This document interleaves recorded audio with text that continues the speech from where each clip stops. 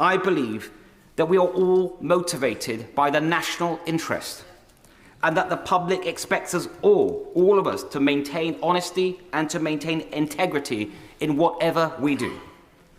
This is not an abstract matter.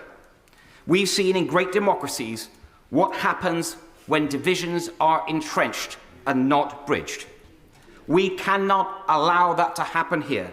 We must bring the country together as one nation. Effective governance inevitably requires loyalty and collective responsibility. Of course it does. And I'm instinctively a team player.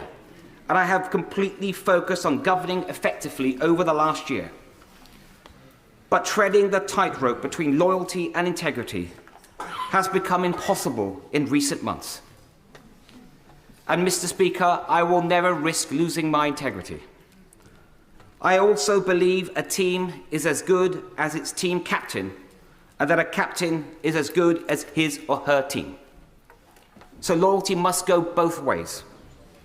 The events of recent months have made it increasingly difficult to be in that team.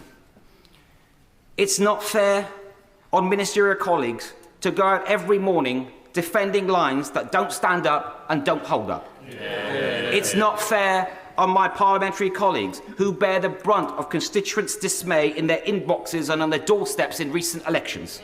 And it's not fair on Conservative members and voters who rightly expect better standards from the party they supported. When the first stories of parties in Downing Street emerged late last year, I was personally assured at the most senior level by my right honourable friend's then team that, and I quote, there had been no parties in Downing Street and no rules were broken. So I gave the benefit of doubt. And I went on those media rounds to say that I'd had those assurances from the most senior level of the Prime Minister's team. Then we had more stories. We had the Sue Gray report, a new Downing Street team. I continued to give the benefit of the doubt. And now this week again, we have reason to question the truth and integrity of what we've all been told.